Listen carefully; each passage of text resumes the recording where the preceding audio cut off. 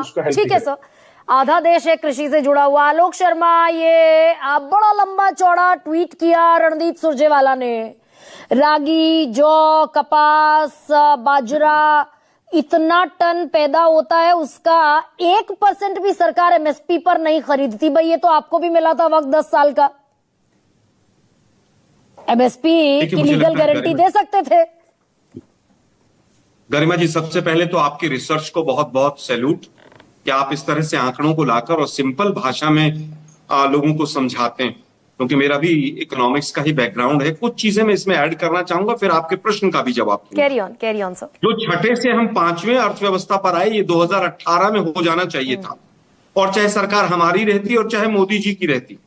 और जो ये 5 से चौथी अर्थव्यवस्था के नंबर पर है, ये हम 2023 में हो जाना चाहिए था, ये 2025 के भी लास्ट में होगा। तो मोदी जी की जो गलत अर्थव्यवस्था की पॉलिसीज थी, जो हेडलाइंस मैनेजमेंट था, make in India, startup India, और पता नहीं मेक इन इंडिया, पता नहीं कौन कौन सा, और फिर इकोनॉमी को बैठअप इंडिया, और फिर लेटअप इंडिया, और इकोनॉमी रेंगअप इंडिया हो गई। आज हालत यह है कि कुछ रिसर्च में आपके मैं ऐड करता हूं, आप वाली रिपीट नहीं करूंगा। अगर हम देखें तो इनकम डबल होने की बात जो कही थी, वो कहीं दूर दूर तक नहीं है। 5 गुना देश के ऊपर कर्जा बढ़ा, टैक्स कलेक्शन लगातार बढ़ रहा है, टैक्स स्लैब वैट का लगातार बढ़ रहा है। हमारे 10 साल में जो डबल पर कैपिटा इनकम हुई, 10 साल के अंदर 2.69 टाइम्स हुई, मतलब लगभग 2.25 गुना। इनके यहां 11 साल में डबल हुई पर कैपिटा इनकम। हमारे समय में हम बहुत देशों को पीछे छोड़कर आगे बढ़े पर कैपिटा इनकम में, जबकि आज हम बांग्लादेश से भी पीछे रह गए थे पर कैपिटा इनकम में। और हालांकि ये तो आप नहीं, ये तो आप 5 सेंटेंस पूरे हो जाने दीजिए। पर कैपिटा इनकम में आज 5 किलो राशन भी ऐड कर दिया है, ये कि पूरे देश को शायद पता नहीं है। 5 किलो राशन की जो कॉस्टिंग है, वो हमारे पर कैपिटा इनकम में ऐड कर दी गई। दुर्भाग्य ये है कि आज जगदीप धनखड़ जी ने जो बात कही है, ये बहुत पहले अर्थशास्त्री कहते आ रहे हैं, लेकिन अब धनखड़ साहब का राष्ट्रपति बनना मुझे लग रहा कैंसिल हो गया, इस तरह की तभी स्टेटमेंट आई। 150 करोड़ लोगों का देश है हमारा। देश अभी भी इकोनॉमी में, जीडीपी के मामले में छोटा है, इसलिए हमारा ग्रोथ रेट ज्यादा दिखता है, 6.4%, 6.5%। पहली चीज। अब मैं 3 आंकड़े देता हूं। डोमेस्टिक सेविंग हमारी 1978 के बाद लोवेस्ट है।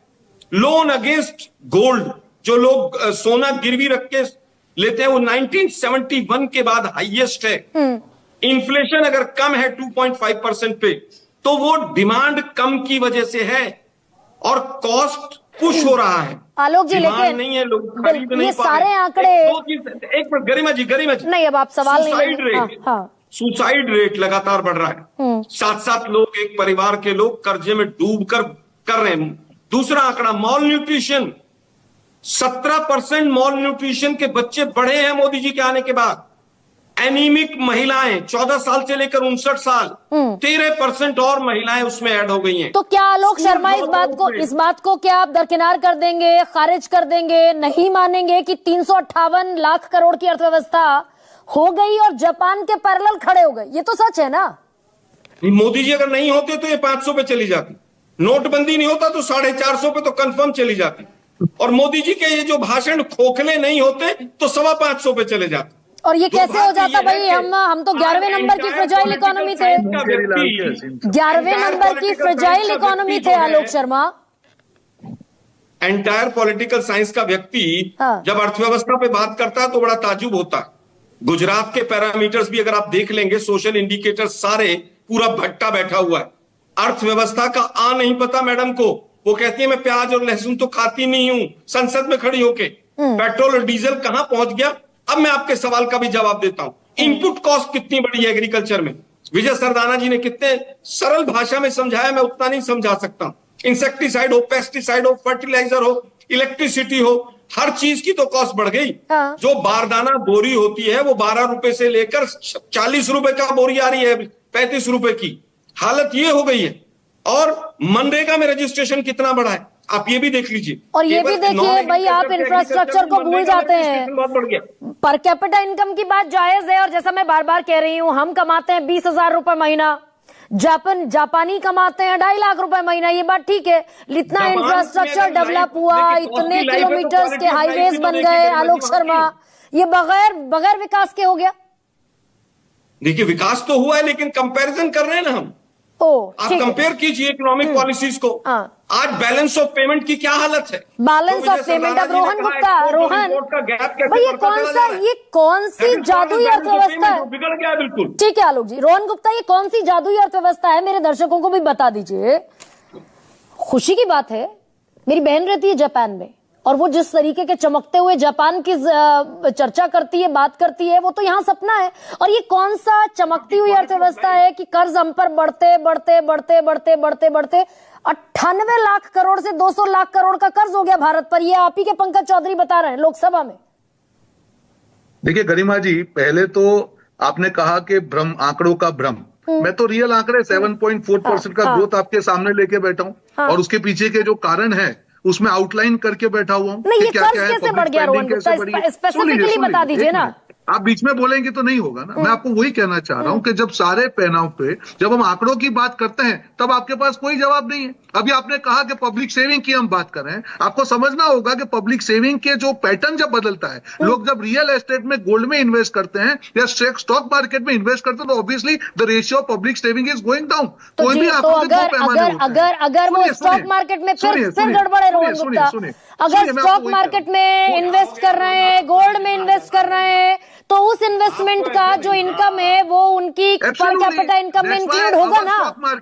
हमारा स्टॉक मार्केट 3 गुना बढ़ा है। ये आंकड़ा कोई मेरा आंकड़ा नहीं है, ये पब्लिक आंकड़ा। आप देख, मैं तो कर्ज का सवाल पूछ रही थी, आपने डेविएट कर दिया। 75,000 हुआ है। सुनिए गरिमा जी, विजय सरदाना, विजय जी छोटा सा कंक्लूडिंग रिमार्क मुझे दे दीजिए।